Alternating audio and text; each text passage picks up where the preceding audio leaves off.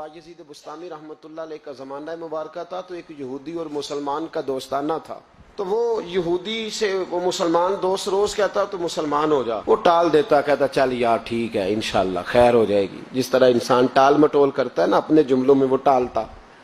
وہ کہتا نہیں یار تو مسلمان ہو جا، تو میرے دین میں آ جا، میرا دوستانہ بھی ہے، پیار بھی ہے، تعلق بھی ہے، میں چاہتا ہوں مذہب بھی ایک ہو جائے، عقیدہ اور نظریہ بھی، تو مسلمان ہو جا. جب اس نے کئی دنوں اصرار کیا اور بات کو نہ چھوڑا تو یہودی بول پڑا، کہنے لگا یار میں نے 2 اسلام دیکھے ہیں، بتا کون سا اختیار کروں. دیکھیں کہ 2 اسلام کون سے؟ کہنے لگا ایک اسلام وہ ہے جس پہ تو عمل کرتا ہے، اور ایک اسلام وہ ہے جس پہ حضرت بایزید بستامی عمل کرتے ہیں. میں نے 2 اسلام دیکھے. ایک میں نے تجھے دیکھا ہے کہ میں شراب پیتا ہوں تو معاذ اللہ تو بھی میرے ساتھ پیتا ہے حالانکہ تو مسلمان ہے. اگر میں جوا کھانے جاتا ہوں تو بھی میرے ساتھ جاتا ہے حالانکہ تو مسلمان ہے. اگر میں جھوٹ بول رہا ہوتا ہوں تو 10 مجھ سے بڑھ کے بولتا ہے حالانکہ تو مسلمان ہے. اگر میں چوک میں کھڑے ہو کر معاذ اللہ بہن بیٹی بہو پہ گندی نظر ڈال رہا ہوتا ہوں تو بھی ڈال رہا ہوتا ہے حالانکہ تیرا دعویٰ ہے کہ تو مسلمان ہے. ہم دونوں پارٹنر ہیں، بزنس کرتے، جہاں سے حرام کمائی میں کھاتا ہوں تو بھی وہیں سے کھاتا ہے حالانکہ تو مسلمان ہے. کہنے لگا ایک اسلام تیرا ہے اور ایک اسلام حضرت بایزید بستامی کا ہے. اس کی میں نے نظر کو بھی پاک دیکھا ہے، جسم کو بھی پاک دیکھا ہے، روح کو بھی پاک دیکھا ہے. مسلمان جائیں تو ان کو بھی اس کے پاس سکون ملتا ہے، بے ایمان چلے جائیں تو اللہ دولت ایمان عطا فرما دیتا ہے. تو بتا کون سا دین قبول کروں؟ اگر تو تیرے والا اسلام ہے تو پھر تو اس میں کوئی مسئلہ نہیں، کلمہ ہی ایک پڑھنا ہے، لا الہ الا اللہ محمد رسول اللہ صلی اللہ علیہ وسلم. باقی تو سارے کام وہی ہیں جو یہودیوں والے، عیسائیوں والے، کافروں والے. تو ٹھیک ہے پڑھا دے، پڑھ لیتا ہوں. ایک کلمے کا ہی فرق ہے. اور اگر اسلام وہ ہے جو حضرت بایزید کا ہے تو پھر تو نہ میرے ساتھ گفتگو کر، پھر حضرت بایزید کو کہہ مجھے آ کے کہیں.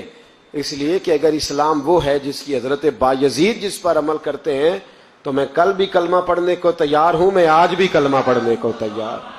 مسئلہ یہ بن گیا ہے کہ ہم بڑے تگڑے مسلمان ہیں، تگڑے، لیکن حال یہ ہے کہ رمضان میں جب سموسے بکتے ہیں نا، جو رمضان میں بھی سموسے بکتے ہیں، جس نے روزے رکھا ہوا ہے دکاندار نے، وہ بھی گندے تیل میں سموسے نکال رہا ہے، گندے تیل.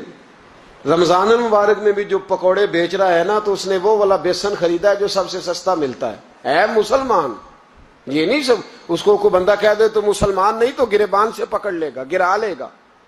جو چوک میں کھڑا ہے نا، چوک میں بچیوں کے اسکول سے چھٹی ہوئی ہے، کالج سے چھٹی ہوئی ہے، تو جو چوک میں کھڑا ہے اگر آپ اسے بے ایمان کہیں گے تو وہ آپ کو لٹا کے ڈنڈوں سے مارے گا، حالانکہ کھڑا چوک میں ہے، تاڑ رہا ہے مسلمانوں کی بہو بیٹی کو. پر آپ بات کریں وہ کہے گا سب سے بڑا مسلمان میں ہوں، تو کیا ہوتا ہے؟ ہمارے حکمران کہتے ہیں مولانا آپ ہم پہ فتویٰ دیتے ہیں. ایک بولتا ہے کہتا ہے میرے گھر میں تو خانہ کعبے کا غلاف پڑا ہوا ہے. ایک کہتا ہے میرے پاس تو مسجد نبوی شریف میں جو صفائی ہوئی تو وہاں سے انہوں نے جو ریاض الجنہ کا قلین اٹھایا وہ میرے پاس پڑا ہے. ایک پاکستان کا صدر ایسا بھی گزرا ہے، کہتا ہے مجھ سے زیادہ نیک کون ہوگا، میں تو 6 دفعہ کعبے کے اندر گیا ہوں. یہ اعلان کرتے ہیں. او خدا کے بندے، کعبے کا غلاف پاس ہونا اگر ایمان کی علامت ہوتی تو کعبہ تو سارے کا سارا ابو جال کے پاس تھا. اگر مسجد نبوی کا قلین پاس ہونا علامت ایمان ہے تو عبداللہ بن ابی سلول جو منافقوں کا سردار تھا وہ تو 5 نمازیں نبی پاک کے پیچھے پڑھتا تھا، تو رہتا ہی ریاض الجنہ میں تھا. اور اگر خانہ کعبہ کے اندر جانا ایمان کی علامت ہے تو 360 بت تو بڑا زمانہ رہے ہی اندر ہیں، باہر آئے ہی نہیں. تو کس قسم کا فلسفہ ہے ہمارا؟ ہم کس قسم کا انداز رکھتے ہیں؟ بھائی اسلام یہ ہے کہ تیرے اندر تبدیلی آئے، اسلام یہ ہے کہ تو کسی کو حقیر نہ جانے، اسلام یہ ہے کہ پھر صہیب اور بلال اور عمر ایک صف میں کھڑے نظر آئیں. اسلام یہ ہے کہ حضرت سیدنا ربیعہ بن قعب رضی اللہ تعالیٰ عنہ، کالا رنگ، موٹے ہونٹ، چپٹی ناک، حضرت ربیعہ بن قعب رضی اللہ تعالیٰ عنہ، بڑا خاندان نہیں، بڑی برادری نہیں، پڑھے لکھے نہیں، لیکن پھر اسلام اس کا نام ہے کہ نبی پاک کی وہ غلامی کریں.